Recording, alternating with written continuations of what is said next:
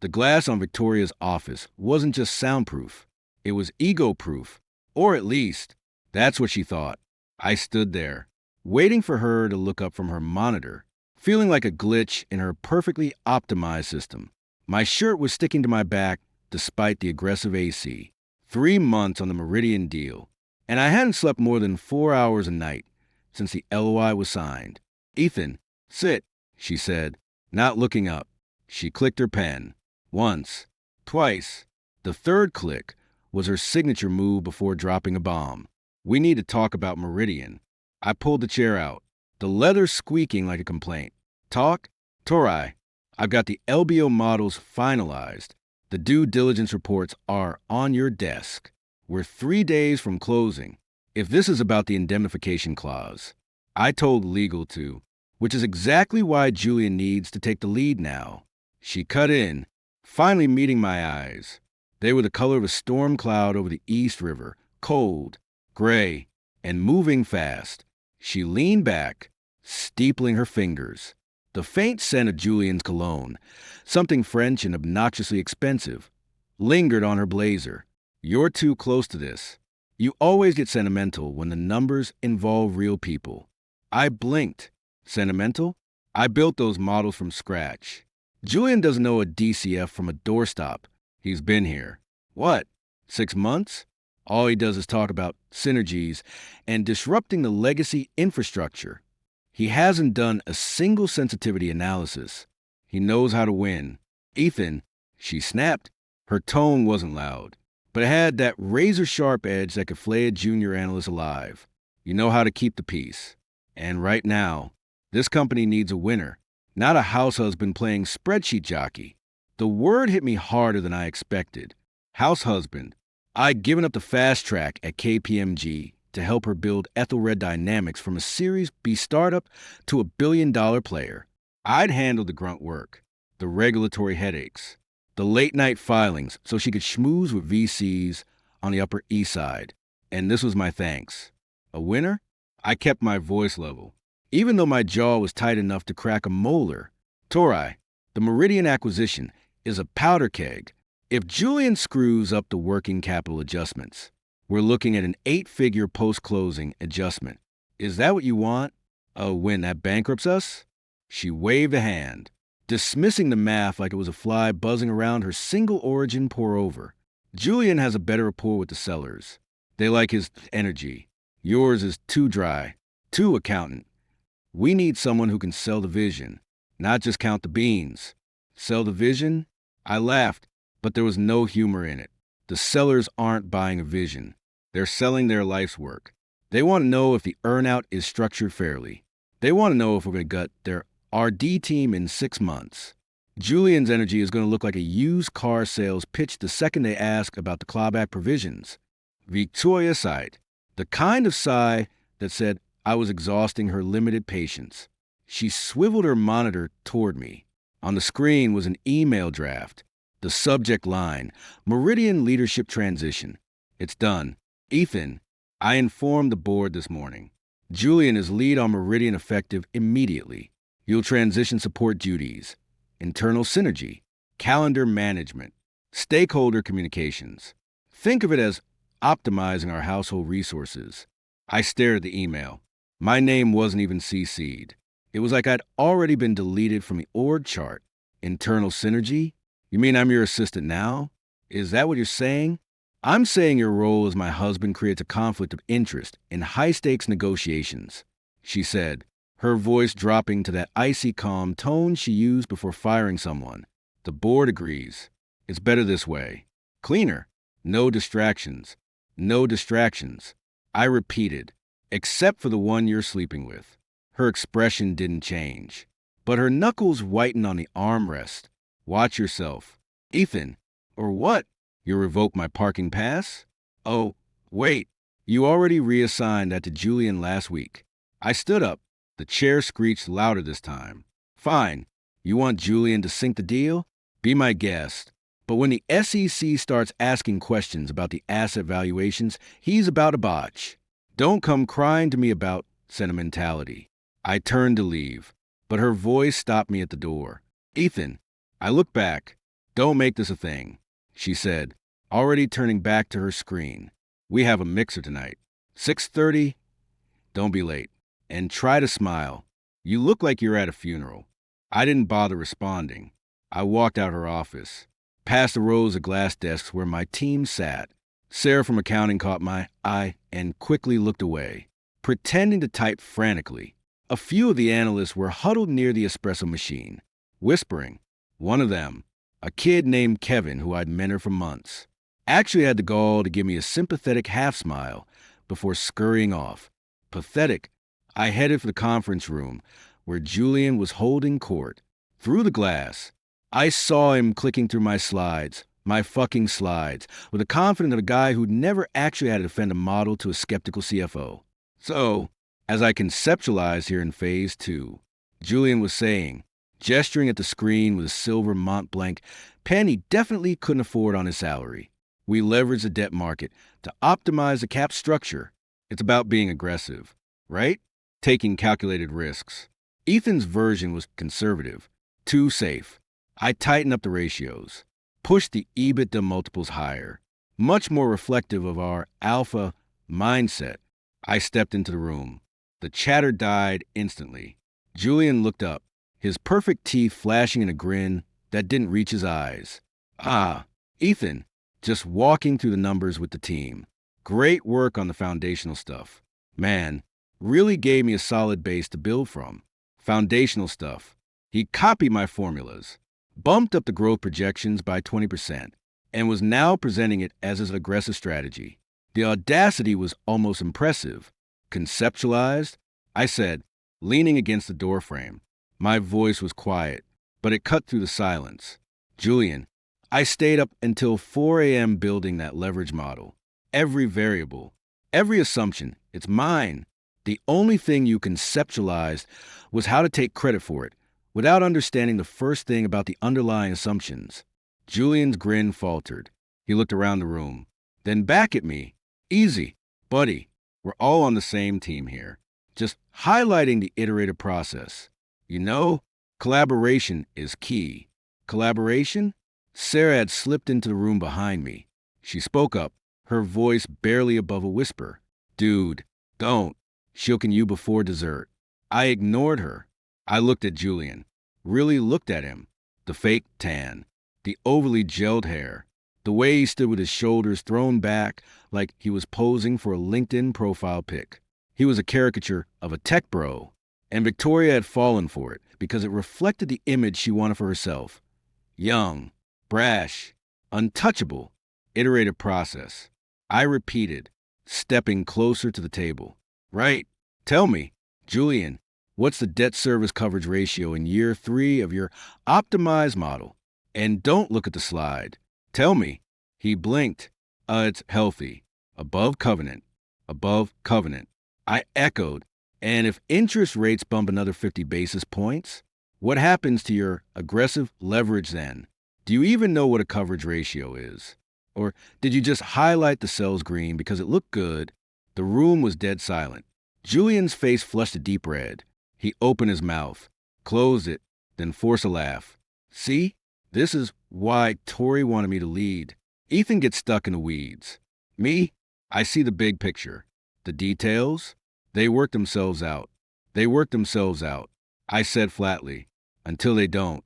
And when they don't, Julian, remember this. I'm the one who'll have to clean up the mess. Because that's what support duties apparently entail now. I turned and walked out before he could respond. I didn't need to see his smirk. I heard it in his voice as he called after me. Lighten up. Ethan, it's just business. Just business. By 6:15, I was back at my desk in the glass box they'd moved me to, a glorified fishbowl next to the IT department, where the hum of the servers was the only thing keeping me company. I'd spent the last hour drafting a transition memo for Julian. It was thorough, detailed. It included every contingency I'd anticipated over the last 3 months. It was also a trap. If he followed it blindly, he'd walk into every single pitfall I'd carefully avoided. If he deviated, he'd have no excuse when things went south. At 6:28, Victoria swept past my office. She didn't glance in, Julian was right behind her, carrying her laptop bag, a task I used to handle. He was laughing at something she'd said, his hand resting casually on the small of her back, a gesture I used to own.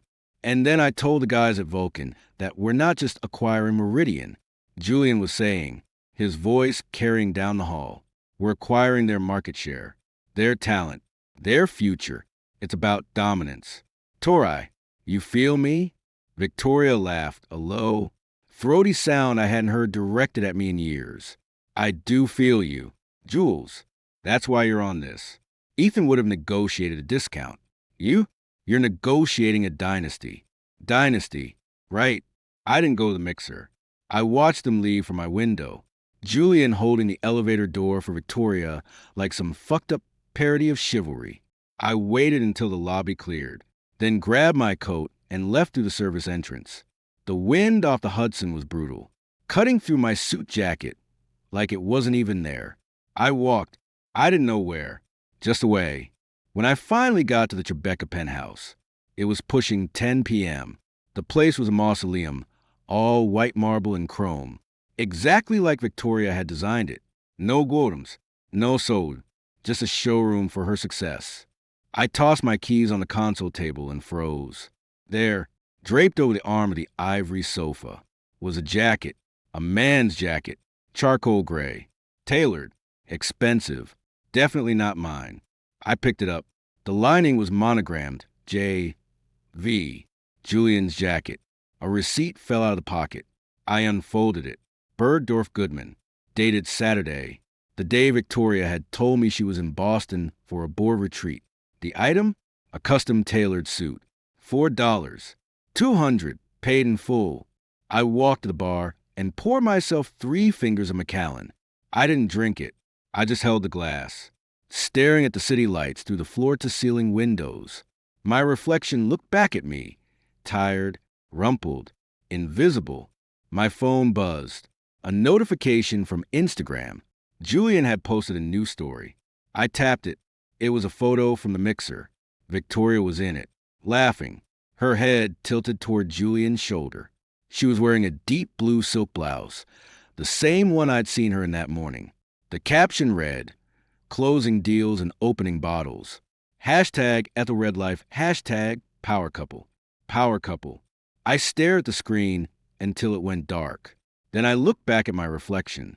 The man in the glass looked like a stranger, a placeholder, a line item in someone else's budget.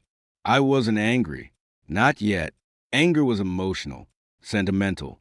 Victoria's words echoed in my head. "You're too sentimental." I set the whiskey down untouched. I walked to the bedroom, stripped off my suit, and hung it next to Victoria's empty side of the closet. I lay down on the bed, staring at the ceiling. The man in the glass wasn't angry. He was calculating. If I was just a line item, then I needed to audit the books. And if the books were cooked, well, I knew how to cook them better than anyone. I closed my eyes. Somewhere in the penthouse, Julian's jacket smelled like her perfume. I didn't sleep. I just waited for the sun to rise. Tomorrow, I'd start counting. I didn't sleep. I did the math. Lying there in the dark, I ran the numbers on my marriage like it was a distressed asset. The ROI was negative. The liabilities were off balance sheet. And the CEO was cooking the books.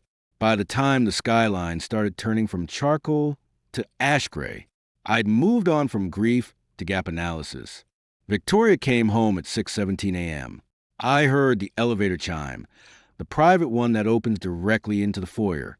She was humming, like she'd just closed the deal of the century instead of spending the night with the intern she promoted over me. She padded into the bedroom, kicking off her Louboutins. I kept my eyes closed, tracking her movements by sound, the rustle of silk hitting the floor, the clink of her Cartier bracelet on the nightstand, the sharp hiss of her breathing when she realized I was awake. "You're up early," she said. Her voice was hoarse, but not from sleep, from talking, or shouting, or moaning. I didn't let myself wonder which. Couldn't sleep, I said to the ceiling. Too much internal synergy to coordinate. She didn't laugh. She peeled back the duvet and slid in next to me, her skin still cool from the autumn air. She smelled like Julian's cologne and top-shelf tequila. Don't start. Ethan, I'm tired. Must be exhausting, I said, turning my head to look at her. In the gray light, the lines around her eyes looked deeper. Running a billion-dollar company and a side hustle. Her eyes narrowed. What's that supposed to mean? Nothing, I said, rolling out of bed. Just making conversation. Part of my new support duties, right? Keeping morale high. I walked into the closet and pulled on a fresh shirt. She followed, leaning against the doorframe, watching me knot my tie. You're being passive-aggressive. It's beneath you. Beneath me? I met her gaze in the mirror. Or beneath you? Hard to tell the difference lately. She sighed, rubbing her temples. Look, last night got a little out of hand. The mixer ran late. Julian was just being a gentleman, helping me with my coat, making sure I got home okay. You're reading too much into it. A gentleman. I repeated. Right. That's why his jacket was on the sofa. And his Instagram story tagged him at One Oak at 1:47 a.m., holding a bottle of Clase Azul. With you in the frame, wearing the same blouse you had on yesterday. Very gentlemanly. Her expression shifted. The mask of the exhausted CEO cracked, revealing something colder underneath. You're checking his socials now? Jesus. Ethan, how pathetic is that? Pathetic? I turned around, smoothing my tie. Maybe, but you know what's more pathetic? A CEO who doesn't realize her personal brand is now a liability. Page 6 is going to have a field day with that photo. Torai, Ethelred Dynamics Iron Lady caught with boy toy. How's that going to play at the next board meeting? She pushed off the doorframe, her jaw tight. You wouldn't dare. I wouldn't. I agreed. But the internet doesn't need my permission. It's already happening. I saw the comments starting to pop up before I put my phone down. Great job. Torai, mixing business with pleasure. Wonder if Julian's getting a promotion or a severance package. Real classy stuff. She stared at me, her nostrils flaring. For a second, I thought she might actually hit me. Then she laughed. A short, brittle sound. Fine, let them talk. It's noise. Julian's a non-factor. And you? You're just pissed because I didn't bring you a souvenir from the after party. She turned and walked back into the bedroom. I listened to her start the shower. Non-factor. That's what Julian was. A distraction. A toy. And I was the help. I went into the kitchen and made coffee. Black. No sugar. I scrolled to my phone while it brewed. The clip was already everywhere. TMZ. Daily Mail. Even the Wall Street Journal's gossip column had a blurry screenshot. It was shaky, clearly taken by someone in the VIP section. But the details were unmistakable. Victoria, perched on Julian's lap in a velvet booth, her hand tangled in his hair, his lips pressed to hers. Not a quick peck, but a deep, hungry kiss that lasted a full 3 seconds before the camera cut away. The audio was muffled by bass, but Julian's voice cut through clear as crystal as he pulled back, laughing. Relax. Baby, Ethan's too busy playing spreadsheet jockey to notice. Spreadsheet jockey. I saved the video to my private drive. Then I forwarded it to Marcus Chen's encrypted email. Marcus was a partner at Wachtell. We'd gone to Columbia Law together before I'd bailed for business school. He hated Victoria's guts. She'd outmaneuvered him in a hostile takeover 2 years back. And Marcus didn't forget a slight. Subject, FYI, potential material weakness in internal controls. The reply came 10 minutes later. Holy shit, is this real? Also, ouch. I typed back, real, and the ouch is the point. Call you later. Victoria emerged from the bedroom 20 minutes later, dressed in a charcoal power suit, her hair pulled back in a severe bun. She looked every inch the CEO. If you didn't know better, you'd never guess she'd spent the night neck deep in a scandal. I'm heading to the office, she said, grabbing her briefcase. Don't wait up. Wouldn't dream of it, I said, not looking up from my laptop. I was already logged into the Ethelred Dynamics server, a backdoor I'd installed years ago, just in case. Victoria had never found it. She'd never bothered to look. She thought I was transparent. She paused at the elevator. Ethan. Yeah. Don't do anything stupid. I finally looked up, meeting her eyes. Define stupid. Is that like reassigning a $400 million deal to your boyfriend? Or kissing him in a nightclub where half of Manhattan's elite can see you? Because from where I'm sitting, stupid has a very specific definition right now. Her lips thinned. The elevator doors slid open. We'll discuss this later. Sure, I said. Later. She was gone. I closed my laptop and sat back, listening to the city wake up below. The coffee had gone cold. I drank it anyway. At 8:30 a.m., my phone rang. It was Sarah from accounting. Her voice was hushed. Urgent. Ethan, have you seen the clip? Yeah, I said. Hard to miss. Julian's freaking out. He's locked himself in Victoria's office. She's on the phone with legal, screaming at someone named Brenda. The board is blowing up the switchboard. It's a total shit show. And the Meridian deal? On hold. The sellers called. They're reevaluating in light of the leadership instability. Ethan, what are you going to do? I looked at the screensaver on my laptop. A photo of Victoria and me at a gala 3 years ago. Before the rot set in, I deleted it. My job. Sarah, same as always. Cleaning up messes. I hung up and opened my email. The first message was from Victoria. Subject, urgent, damage control protocol. It was a list of talking points for the staff. The video is a deep fake. Mr. Vance was providing comfort after a difficult negotiation. Personal matters will not impact operations. Attached was a revised organizational chart. Julian was still listed as lead on Meridian. I was listed as administrative support. Office of the CEO. I forwarded the email to Marcus with a note. Exhibit A for the delusional file. By noon, the office was a pressure cooker.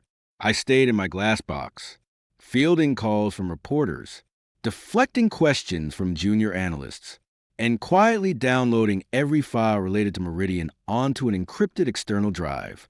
I didn't delete anything. Deleting left a trace. I just copied.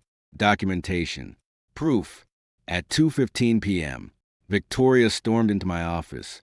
She slammed the door, her face blotchy, her composure finally shattered. You, she hissed. This is your fault. I leaned back in my chair. My fault? I wasn't the one dry humping our assistant in a VIP booth. Torai, you leaked it, she shouted. You tipped off the press. Admit it. He stared at her, really looked at her. The mascara smudged under her eyes, the tremble in her hands, the desperation. She wasn't angry. She was terrified. And when Victoria got terrified, she attacked. I didn't leak it, I said calmly. But I'm not surprised it happened. You built a glass house and then acted shocked when someone threw a stone. Did you really think Julian could keep his mouth shut? The guy brags about his conquests in the break room. Torai, you were just another notch on his bedpost. And now you're a headline. She crossed the room in 3 strides and slapped me. The crack echoed in the small space. My cheek stung. But I didn't flinch. I just turned my head back, looking at her with what I imagined was clinical indifference. Feel better? I asked. She was breathing hard, her chest heaving. You're done here. Ethan, finished. I'm filing for divorce. Today. And you'll get nothing. Nothing. Do you hear me? The prenup is ironclad. You'll walk out of here with the clothes on your back and a bruised ego. The prenup. I repeated. I stood up slowly, matching her height. Let's talk about that prenup. Torai, Section 4, Subsection B. In the event of infidelity, resulting in material reputational harm to the company, the aggrieved party shall be entitled to a reassessment of all jointly held assets. Did you forget that clause? Or did you assume I'd never read the fine print? Her eyes widened. Just a fraction. But I saw it. She'd forgotten. Or she'd assumed I was too weak to enforce it. You wouldn't. She whispered. I wouldn't what? Protect my interests? Correct a material misstatement in our marital balance sheet? I stepped closer, lowering my voice. See, that's where you're wrong. I've spent 3 years making you look good. I've covered your mistakes, smoothed over your temper, handled the deals you didn't have the patience to finish. And what did I get for it? A reassignment to internal synergy and a front row seat to your midlife crisis. So, yeah, Torai, I'm going to enforce the prenup. Every single clause. I reached past her and opened the door. Now, if you'll excuse me, I have a meeting with legal about the Meridian deal. Since, according to your latest memo, I'm the only one who actually understands the fucking numbers. She stood there, frozen, as I walked past her into the hallway. The office went silent. Every eye was on us. Julian was peeking out from behind Victoria's office door, his face pale. I stopped and looked back at her. Oh, and Tori? Tell Julian his alpha mindset just cost him his job, and probably his career. I'd start updating his LinkedIn profile, if I were him. Though professional homewrecker might not fit in the headline, I didn't wait for a response. I walked to the elevator, punched the button for the garage, and waited. My cheek was throbbing. My heart was steady. The elevator doors opened. I stepped in. As they slid shut, I caught one last glimpse of Victoria standing in the middle of the office, surrounded by her stunned employees, her empire starting to crumble around her. I pulled out my phone and texted Marcus. Call me. We need to talk about a separation agreement and a hostile takeover. The elevator descended. I watched the numbers tick down. Ground floor. Freedom. I stepped out into the dimly lit garage, the smell of oil and concrete filling my lungs. I didn't go to legal. I didn't go home. I walked to a diner on 10th Avenue, slid into a booth, and ordered black coffee. I took out my laptop and opened a new document. At the top, I typed Project Phoenix, valuation of Ethelred Dynamics post-scandal. I started with the basics: reputational damage, stock price volatility, board confidence. Then I moved to the specifics: Julian's incompetence on Meridian, Victoria's reckless behavior, the legal liabilities. It wasn't about revenge anymore. Revenge was emotional, petty. This was an audit, a cold, hard assessment of a failing enterprise. I took a sip of coffee. It was bitter, perfect, somewhere uptown. Victoria was realizing she'd underestimated her house husband. Julian was realizing his alpha act had consequences. And I was realizing I'd spent too long playing defense. Time to go on the offensive. I started typing. The cursor blinked, steady and sure. On the blank page, the first line: current market value is significantly inflated relative to intrinsic worth. Recommend short position. I smiled. It was the first genuine smile I'd felt in months. Marcus Chun didn't do house calls. He especially didn't do diners on 10th Avenue where the coffee tasted like burnt motor oil and the vinyl booths were older than his law degree. But when I texted him the words material breach and forensic audit, he showed up 20 minutes later in a trench coat, looking like he'd rather be anywhere else. He slid into the booth across from me, glancing around with undisguised distaste. Christ, Ethan, couldn't we have met at the office? Or literally any bar with a liquor license? Places like this don't have security cameras that sync to the cloud. I said, sliding a thumb drive across the Formica tabletop. And the Wi-Fi is spotty as hell. Hard to hack what barely works. He picked up the drive, turning it over in his fingers. This the delusional file? That's Exhibit A. This, I tapped my laptop screen, is Exhibit B through Z. Open it. He sighed, pulled out his own encrypted tablet, and plugged the drive in. I watched his face as the files loaded. The casual annoyance drained out of his expression, replaced by a slow-building focus that I recognized from our law school days. He scrolled through the Meridian spreadsheets, the offshore account ledgers, the email chains between Julian and a domain registered to Vulcan Enterprises. Holy shit, he muttered. She's not just sleeping with him. She's letting him strip the assets. Not just strip. I said, mismanage. Look at the goodwill valuation on page 12. Julian inflated it by 40% based on projected synergies that don't exist. And the contingent liabilities in the Caymans? He buried them in a subsidiary called Blue Horizon Holdings. If the SEC finds that, it's not just a slap on the wrist. It's jail time. Marcus leaned back, rubbing his jaw. And you're just sitting on this? Why haven't you gone to the board? Because the board put her there. I said, half of them are buddies from her Stanford days. They'll circle the wagons. I need something sharper than an internal memo. I need a blowtorch. You're talking about going public, Marcus said, his voice low. Whistleblower status. That's messy. Ethan, career suicide. They'll drag your name through the mud right alongside hers. My career ended when she handed my project to her boy Toy. I said, now I'm just cleaning up the wreckage. Besides, whistleblower protections are pretty robust under Dodd-Frank, and I'm not planning to be a nobody when I do it. He studied me for a long moment. You've changed. Man, the old Ethan would have tried to fix this quietly, maybe negotiate a settlement. The old Ethan thought his wife's word was a binding contract.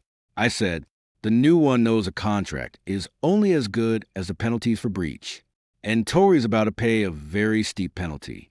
Marcus shook his head, but I saw the corner of his mouth twitch. All right, I'm in, but we do this my way. We don't just dump this on the SEC.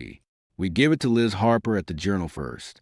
She's at a Pulitzer and a hard-on for corporate malfeasance. If she breaks the story, the SEC has to move. It takes a target off your back and puts it on the facts. Liz Harper. I repeated. Good. I want her to see the math. Every decimal place. You're enjoying this, Marcus observed. I am auditing. I corrected. There's a difference. One is emotional. The other is inevitable. We spent the next 3 hours in that booth, hashing out the timeline. I gave him full access to the server logs, the ones Victoria had forgotten to scrub because she was too busy managing Julian's ego. Marcus drafted a preliminary whistleblower complaint, complete with exhibits and a detailed summary of the securities laws Victoria was violating. By the time we left, the sun was setting, painting the brick walls of the diner orange. Don't contact Victoria. Marcus warned as we stood on the sidewalk. Don't tip your hand if she suspects you're digging. She'll wipe the servers clean. She won't suspect a thing. I said, as far as she's concerned. I'm licking my wounds in a studio apartment somewhere, wondering where my next meal is coming from. And where are you staying? A friend's place in Brooklyn. Elite. I'd actually checked into a nondescript hotel in Midtown under a pseudonym. Victoria's private investigator, if she'd hired one, would check the usual haunts first, let them waste time. Over the next week, I became a ghost. I'd slip into the Ethelred dynamics, building through the service entrance before dawn, ride the freight elevator to the IT floor, and use a terminal in the server room that wasn't tied to my old login.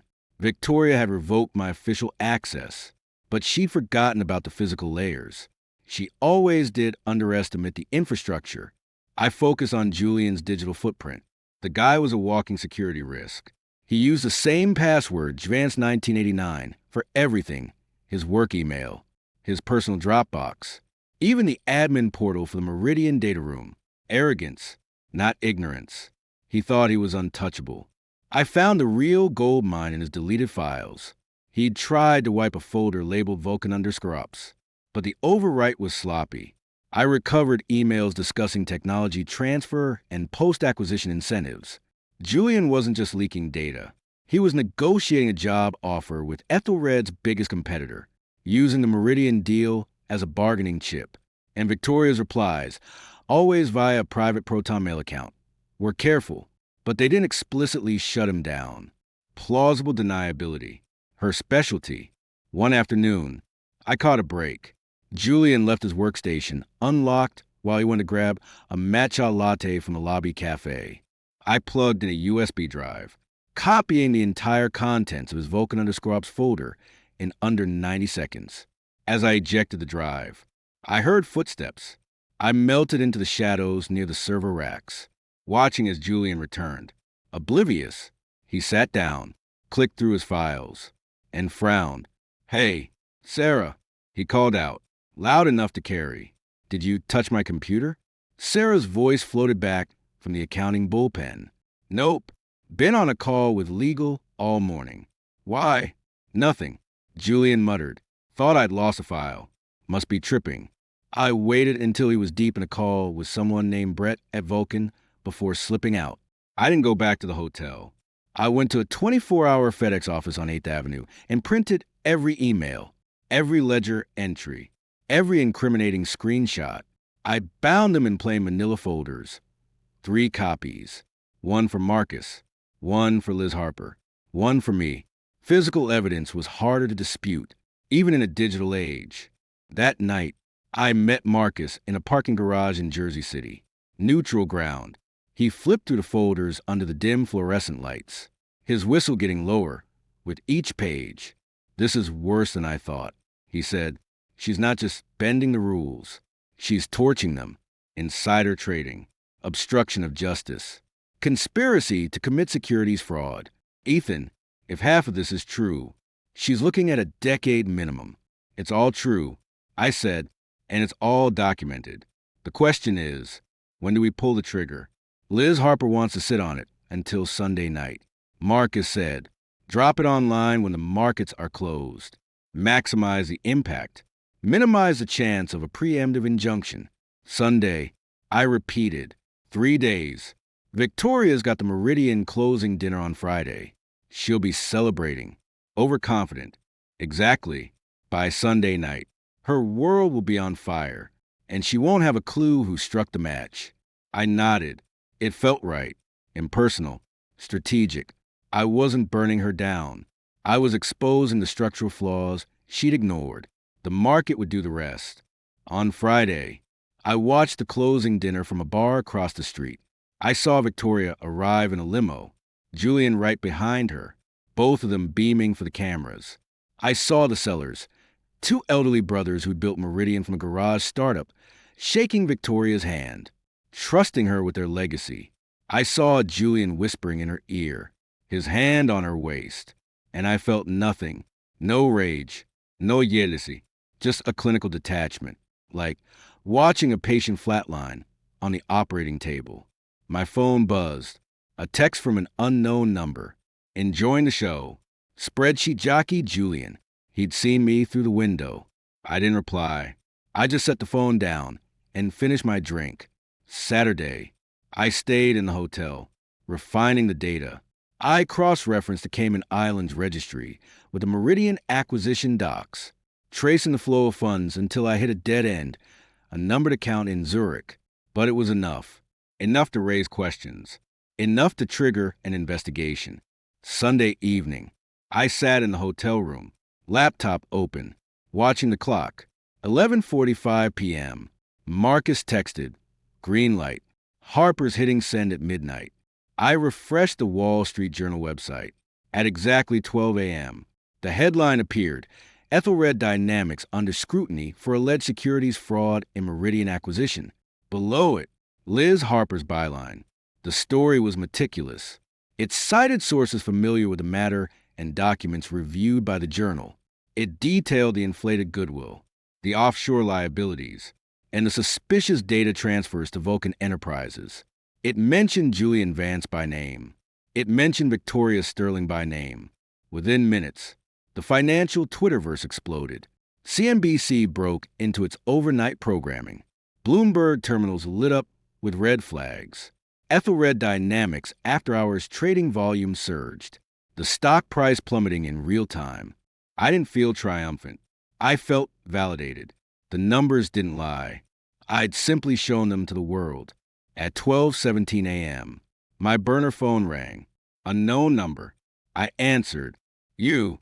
Victoria's voice was raw, shredded. "You motherfucker. You did this." I audited the books. "Torai," I said, my voice calm.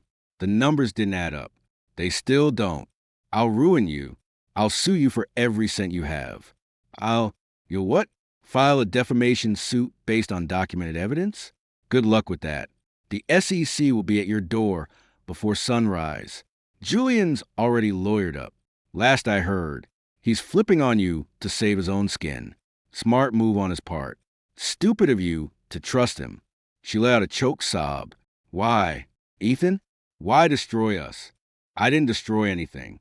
I said, "I revealed what was already broken. You confuse a marriage with a merger. Torai, and you forgot the cardinal rule of MA.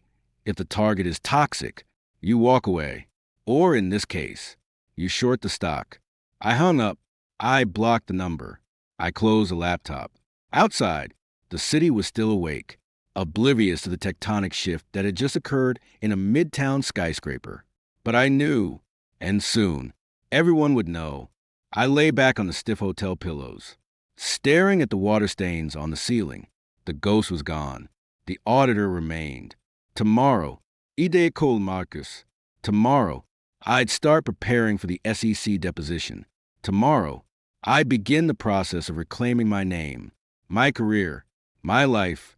But tonight, I'd let the market do the talking. The call from Marcus came in at 6:03 a.m. I was already awake, watching the pre-market ticker on my laptop. Ethelred Dynamics was down 38% and falling. Blood in the water. They've convened an emergency board meeting. Marcus said, his voice clipped. All business. 7 a.m. Virtual. But Victoria's demanding it be held at the main conference room. She wanted to project control. Bad idea. How bad? I asked, already swinging my legs out of bed.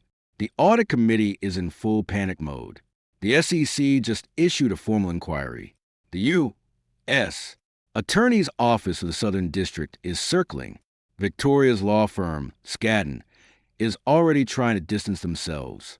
But here's the kicker. Julian's lawyer just filed a motion to quash a subpoena, claiming spousal privilege on behalf of Victoria, as if she's his wife. Idiot. I muttered. Spousal privilege doesn't apply to co-conspirators, and they're not married. He's just trying to muddy the waters. Exactly. Which means he's turning state's evidence. I've got feelers out to the DA's office. They're salivating. But the board, they're split. Half of them want Victoria's head on a pike. The other half are her golf buddies. They'll try to bury this internally. I stood up, stretching. Not gonna happen. Send me the link to the virtual meeting. I am joining. Ethan, you're not a director. They'll block you. Victoria will have a meltdown. She'll try. I said, but she forgot one thing. Check the shareholder registry from Friday's close. Specifically, the block trades executed in the last hour of trading before the journal dropped. There was a pause. I could hear Marcus clicking furiously on his keyboard, then a sharp intake of breath. Holy shit, the Cole Family Trust? Your grandmother's money? You bought up 15% of the float during the dip? Every share I could get my hands on. I said, cost me a fortune in margin, but it's worth it. I'm not just a witness. Marcus, I'm a significant shareholder. And as of 9:32 a.m. today, I'm calling a special session to vote on Victoria's removal as CEO for cause. Cause being breach of fiduciary duty, gross negligence, misrepresentation to shareholders. Take your pick. I'll see you at 7. I hung up, showered, and dressed in the only suit I had left, the navy Brooks Brothers I'd worn to the office the day she demoted me. It felt appropriate. I took a car to the Ethelred Dynamics building. The lobby was a circus. News vans, reporters shouting questions, security trying to form a perimeter. I ducked through the service entrance again, riding the freight elevator to the executive floor. The conference room was a pressure cooker. Victoria was at the head of the table, her face a mass of expensive makeup and barely contained hysteria. Julian was nowhere to be seen. The board members, 6 men and 2 women, all in bespoke suits, looked like they'd aged a decade in 12 hours. Marcus was in the corner, typing on his tablet, his expression unreadable. I walked in without knocking. Victoria's head snapped up. Get out, she hissed. You're not authorized to be here. Actually, I am, I said, taking the empty seat at the far end of the table, the one usually reserved for the CFO. Under Article 3, Section 4 of the bylaws, any shareholder owning 5% or more of the outstanding common stock may attend and speak at any duly called meeting of the board. I currently own 15%. Good morning, everyone. The board chair, Robert Halstead, a 70-year-old fossil from the old guard, squinted at me. Ethan, what the hell is this? Victoria, is this true? Victoria slammed her palm on the table. He's my husband. He's a disgruntled employee. He's trying to sabotage this company because I filed for divorce. This is a sham. It's not a sham. Torai, I said, my voice cutting through her rant. It's a correction. The journal article this morning, every word of it is true. I have the documents, the server logs, the offshore account numbers. Julian Vance has been leaking proprietary tech to Vulcan Enterprises for 6 months. You knew about it, or you were willfully blind to it. Either way, you failed in your duty as CEO to protect the assets of this corporation. Lies. Victoria spat. He's fabricating this. He's obsessed with me. Ask Julian. Julian will vouch for me. Julian's currently in a holding cell downtown. Marcus interjected quietly. He was picked up by the FBI an hour ago. He's negotiating a plea deal as we speak. His attorney has already indicated he'll testify that Victoria authorized the data transfers in exchange for a success fee upon completion of the Meridian deal. The room went dead silent. You could hear the hum of the HVAC system. Victoria's face drained to what little color it had left. She looked around the table, her eyes wild. He's lying. They're all lying. Robert, you know me. You know I'd never. The numbers don't lie. Victoria, I said. I pulled out my laptop, connected it to the room's display, and brought up the Meridian balance sheet. Look at this. Goodwill inflated by 40%. Contingent liabilities in Blue Horizon Holdings. That's the Cayman subsidiary. For those of you who haven't memorized the footnotes, totaling $82 million. If we close this deal as structured, we're looking at a 9-figure write-down within the next 2 quarters. Not to mention the criminal exposure. Halstead leaned forward, peering at the screen. 82 million? Jesus Christ. Victoria. Why wasn't this disclosed to the audit committee? Because I told her not to. I said, I discovered the discrepancy 3 weeks ago. I brought it to her attention. Her response was to reassign me to internal synergy and hand the deal to Julian. She chose to ignore the risk because it threatened her bonus structure. Simple as that. You're a traitor. Victoria screamed, lunging halfway across the table before 2 board members restrained her. You're doing this because I rejected you. Because you could never measure up to Julian. You're pathetic. I didn't flinch. I just looked at Halstead. Robert, the question before the board isn't whether Ethan Cole is a traitor. It's whether Victoria Sterling is fit to continue as CEO. Under Delaware law, a director or officer can be removed for cause by a majority vote of the remaining board members. I move for her immediate removal. Halstead looked at the other board members. One by one, they nodded, reluctantly, but they nodded. Finally, Halstead sighed, the weight of the decision etching deeper lines into his face. Victoria Sterling, by a vote of 7-1, you are hereby removed as Chief Executive Officer of Ethelred Dynamics. Effective immediately, security will escort you from the premises. Your personal effects will be forwarded to your residence. 2 security guards entered. Victoria struggled, screaming curses at me, at the board, at Julian. You'll regret this. All of you. I built this company. I made you all rich. Ethan, you'll burn in hell. I'll take everything. The prenup, the shares, everything. I stood up as they dragged her past me. She twisted, trying to claw at my face. I caught her wrist, my grip like iron. I leaned in, my voice low, meant only for her. You already took everything. Torai, I said, and you didn't realize it wasn't yours to take. The prenup? Section 4. Subsection B. Infidelity resulting in material harm. The shares? Acquired legally, with my own money, in the open market.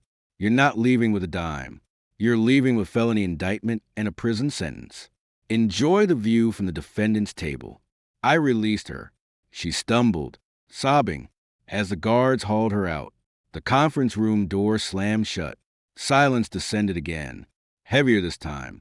Halstead looked at me, his expression grim. Ethan, this is a disaster. The stock is in free fall. The Meridian deal is toast. We need a new CEO. Today, I'm not here to be CEO. I said, sitting back down. I'm here to protect shareholder value. Step 1. Issue a press release confirming Victoria's departure and the initiation of an internal investigation. Step 2. Appoint an interim CEO. Someone from outside with a clean reputation. Marcus has a few names. Step 3. Cooperate fully with the SEC and the U.S. Attorney. Full transparency. No cover-ups. And the Meridian deal? Kill it. The sellers are already backing out. We'll pay the termination fee. It's cheaper than the lawsuit we'd face for fraud. Then we restructure. Cut the dead weight. Focus on the core business. It'll take 18 months. Maybe 2 years. But we can stabilize the company. Halstead rubbed his temples. You make it sound easy. It's not easy. I said, it's necessary. The alternative is bankruptcy and criminal charges for everyone in this room who enabled her, including you. Robert, you were the lead director. You signed off on the Meridian disclosures. Ignorance isn't a defense. He paled. Understood. We'll follow your recommendations. But why? Why go through all this? You could have just sold your shares and walked away. I looked around the table, at the men and women who'd enabled Victoria's reign because it made them rich, at the system that rewarded arrogance and punished diligence. Because I'm not a trader. I said, I'm an investor, and I don't invest in broken systems. I fix them, or I tear them down and build something better. Today, I'm fixing this one. Tomorrow, we'll see. I stood up. Marcus will circulate the resolutions for your signatures. I'll handle the press release. I suggest you all clear your schedules for the next 6 months. It's going to be a long ride. I walked out of the conference room. The executive floor was deserted. The staff too scared to come out of their offices. I took the private elevator down to the garage. As the doors closed, I caught my reflection in the polished metal. No triumph, no relief, just a cold, hard clarity. I'd won, but the victory wasn't mine. It belonged to the numbers, to the truth, to the relentless, unforgiving logic of the market. I drove out of the garage, past the news vans and the shouting reporters. I didn't look back. The past was a closed ledger. The future was an open market, and I intended to own it. 6 months. 182 days since the board meeting that turned my life from a private nightmare into a public spectacle. I'd spent every one of them buried in depositions, SOC and restructuring plans. The media cycle had moved on. Victoria Sterling's trial was a footnote next to the latest crypto collapse and a high-profile political sex scandal. But in the lower Manhattan offices of Coal Capital, the work never stopped. My new office wasn't a glass palace overlooking the Hudson. It was a corner suite in a pre-war building on Pine Street. The wood paneling dark, the furniture functional. No marble, no ego, just a view of the Federal Reserve Bank across the street. A constant reminder of the rules I now played by. Marcus was in the client chair, nursing a black coffee. She pled out this morning. He said, without preamble, 3 counts of securities fraud. 1 count of obstruction. The DA's office is crowing about holding corporate executives accountable. She'll get 5 years, maybe less with good behavior. Julian flipped so completely he's down to probation and community service. I didn't look up from the 10K I was annotating. 5 years. Should have been 10. The Meridian sellers lost their retirement fund when the deal collapsed. They got a settlement from the Ethelred bankruptcy estate. Marcus said, not much, but it's something. You couldn't save them. Ethan, you saved the rest of the shareholders from a total wipeout. That's enough. Enough isn't a metric. I said, finally looking at him. It's a sentiment. We don't trade in sentiments here. He grinned, shaking his head. Still the same cold bastard. I see. How's the new fund performing? Up 14% year to date. Market's only up 4. We're beating the SP by a mile. I tapped the report. We're long on industrial automation, short on vanity tech, betting on things that make things, not things that promise to disrupt them. Sounds boring. Boring pays the bills. And the carried interest. The intercom buzzed. Mr. Cole, Elena Rodriguez is here for your 2 p.m. Send her in, I said. Elena walked in, late 30s. Sharp eyes, sharper tongue. She was a chief data scientist I'd poached from a hedge fund in Greenwich. She didn't do small talk, which was why we got along. The Baxter deal is a hard pass, she said, dropping a thick binder on my desk. Their energy derivatives are mess. Julian 2. Zero levels of creative accounting. I flipped open the binder. Page 3. There it was. A mismatch between the reported cash flow and the hedging positions. Told you. I said. You saw it in the teaser. She said. Not a question. Before I even ran the models. Patterns repeat. I said. Arrogant CEO. Opaque financials. A sudden spike in goodwill. It's the same playbook. Different jersey. We don't invest in ticking time bombs. And then we build vaults. She nodded, a flicker of approval in her eyes. So, what's next? We sitting on $50 million in dry powder. The partners are getting antsy. We wait. I said, the market's overvalued. Correction's coming.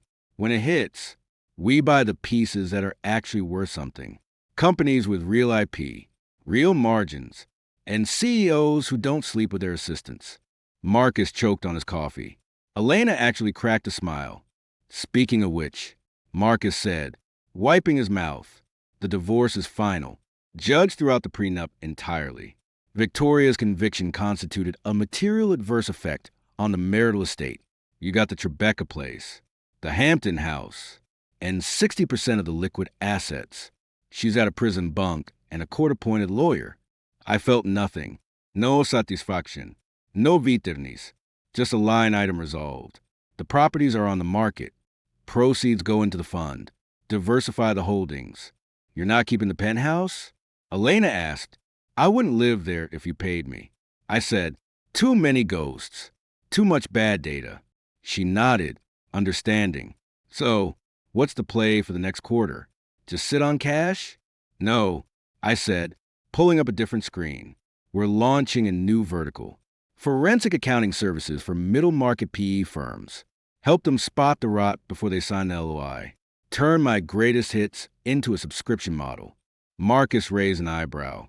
You're monetizing your trauma. I'm monetizing my expertise. I corrected. There's a difference. Trauma is emotional. Expertise is profitable. Elena stood. I'll get the team started on the marketing deck. We'll need case studies. Redact the names. Obviously, use the Meridian deal as the anchor. I said, anonymize the parties, but keep the numbers real. Show them what a $14 million mistake looks like on paper. People learn faster when the stakes are quantified. She left. Marcus lingered.